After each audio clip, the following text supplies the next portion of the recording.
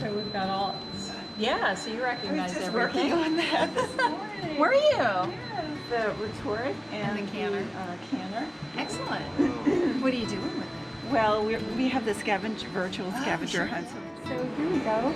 We did manage to get just about everything in. The cider press was a real challenge. That's a real I'll tell you, that's impressive huge use of space in here. The way you did this. Yeah. Thank you. It fits. That's so One of my everything- superpowers.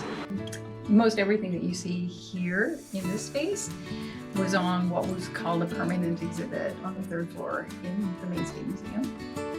The majority of these here are probably the heaviest and most bulky of the items that we took off exhibits. This tractor weighs about 2,000 pounds, so everything in here has a weight roughly in that area, anywhere from 500 to 1,000 or more. So they needed a larger door, they needed a more solid floor space, they needed a lot more support, and we didn't have a facility large enough to accommodate them with our regular collections. So the state rehabbed the space for us to be able to house these collections. A lot of these also had to be dismantled to some extent in order to be able to be moved out of the space and moved into this space. And so most of them remain dismantled even in this space. The gallimander, which you can see in pieces, that had to be taken apart completely in order to get it out. So we still have all the pieces.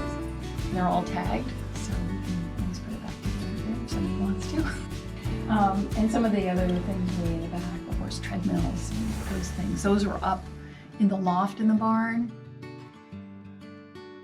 Sort of created a basic floor plan. Now, every basic floor plan is not gonna change the minute you get the actual objects in, because we had to take things apart more so than we thought. Like for instance, this we thought we were gonna put back together in the space, but we don't have the height, so that comes out as separate. So it does take up a little bit more space at the end of the day. But yeah, we planned this out, and there were some moving things around when we got here, like, because certain things came out first when we thought they were going to come out, but we knew that these two were going to be the last. So based on that, we did manage to get everything in here with some space, because that's the other consideration that I have to take into account, is like, you should be able to access everything. So I can actually walk through here all the way to the back, and I can get around objects. And that's, for me, is really important, just in terms of safety for the objects themselves. It's like, we want to make sure that people can access it if they have to. Well, it's probably better on the other side. These are all numbered, all these little sections are numbered, so that you can get on this side.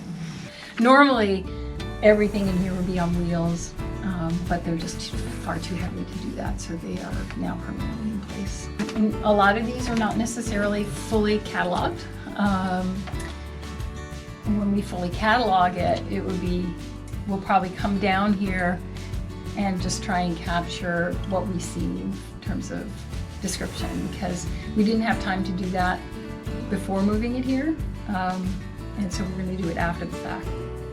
We had an earlier phase move where we sort of crammed everything into our other storage area, which is really quite full right now. And that second phase of this move here is going to be removing some of those items that we brought previously to our old storage space and bringing them here, so that they have more space and I have more space in the other place. And for the same reasons, we don't need to have aisles blocked, that we can access the shelves easily without moving 14 different things to get to them. So the other space, which is only partially filled, will be probably fully filled by the fall. In here, everything here is going to be designed so that all the objects in here are going to be movable. They're either going to be on wheels, or we can palletize them and move them around. And so these collections in here are probably going to be the most used. And a lot of these are also going to come back to the museum, like the hip, for instance. Probably some of the slaves.